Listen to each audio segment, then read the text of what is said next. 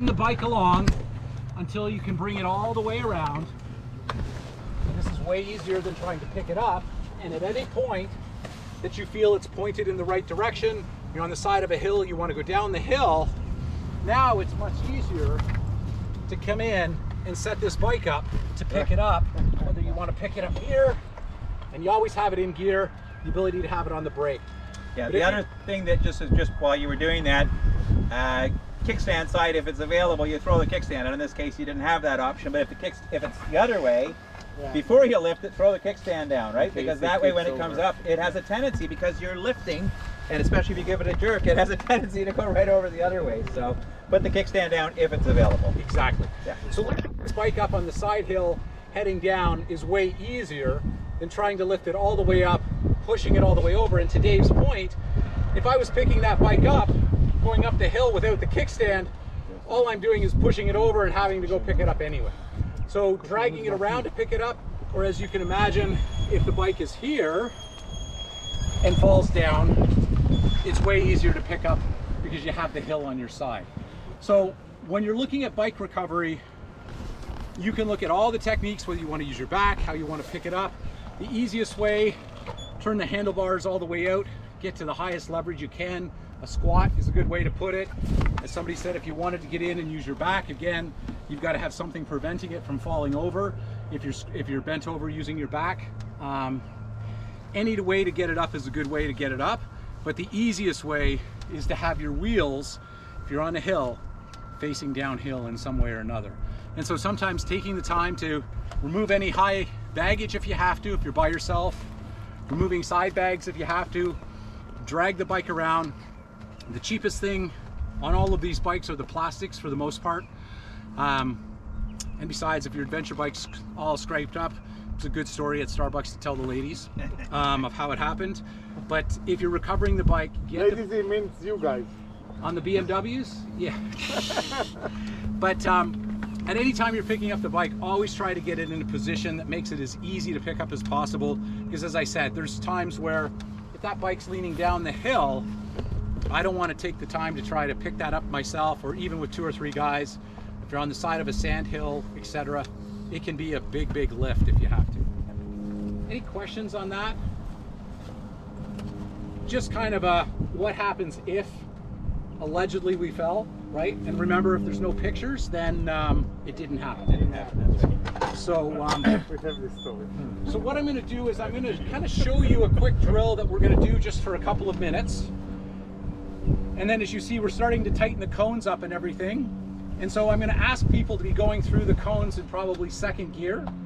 I want you going at way, way less than letting the clutch out. So the objective in the next piece, seating or standing, seated or standing, whichever you prefer, is to go as slowly through the cones as you can, maintaining control and trying not to put your foot down. So what we're going to do with this drill is we're going to find a spot on the hill, and we're going to start our bike up, be in first gear, which is comfortable. What I want you to do is, with your feet off of the brake, your hand off of the brake, in gear, you're going to engage the clutch so that you can hold the bike steady on the hill. Without using your brake at all, you're going to keep some throttle on, and you're going to move the bike forward 3 or 4 feet. And as you're moving forward slowly with the bike, you're going to pull the clutch in to stop the bike on the hill. You're going to sit there for a second, and then you're going to use the clutch to slowly disengage so that you kind of back down the hill 3 or 4 feet, and then you're going to start letting the clutch out to stop it, and then you're going to sit for a second, and then you're just going to start letting the clutch out to go up. So this is all about clutch control, right? Exactly. This is all clutch control. This is about feeling the engagement, when it engages, and how it engages, all done in first gear. Yeah. And then, as I said, the practicality of this is we're going to slow things down as we go through the pylons, because when we go to the backside a little bit later this afternoon, we have a pretty good hill climb that you're going to go up, that it's not going to be just I don't want you to just roll it out and try to get up as fast as you can. It's going to be a slow and coordinated climb, which is what I want you to do. We have a couple of very sharp corners. We're going to be doing a loop. We're going to do a loop in 2 different directions. One direction, you're going to come along and you're going to come up, and you have to make a sharp uphill turn, which is going to take body position, clutch control. It's putting this all together. You're going to come up the hill. You're going to ride along a cross hill. You're going to go by and get brushed by a tree. And then you're going to have a 90-degree turn and you're going to come straight down a hill, which you're going to need to use braking, which we're going to talk about, braking and clutch control to come down it. We're going to ride around that a few times. Then we're going to go the other way. And so as you come into that hill, you're going to have some significant power on, or sufficient power.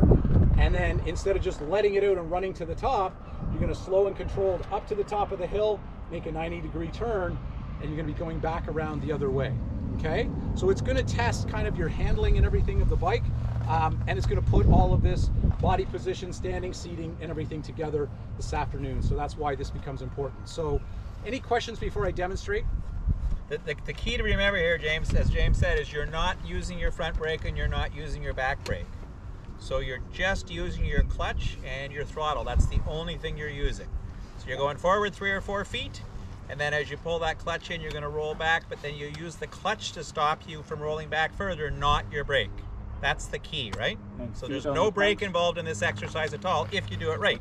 For obvious reasons, if you're going into emergency or panic mode, use your brake. Yeah, exactly. I was just going to say, if all of a sudden you pull the clutch in and you're going backwards fast, yeah, use it. Use But the the goal here is not to use the brake at all. It's to get your memory, and this is all about muscle memory, right? Yeah. You're literally learning where's that friction point on the clutch, where does it engage, where does it disengage.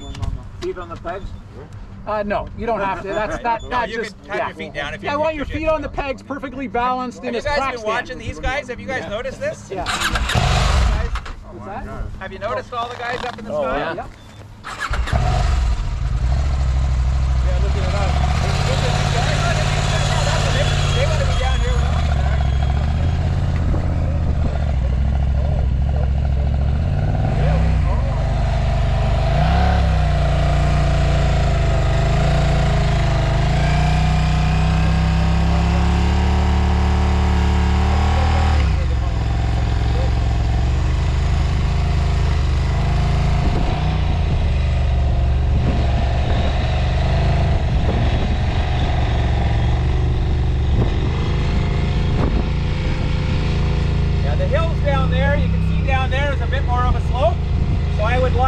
Once we go, I would line up more on that, hit the hills down there, because you want a bit more of a slope so you can get the roll back, right?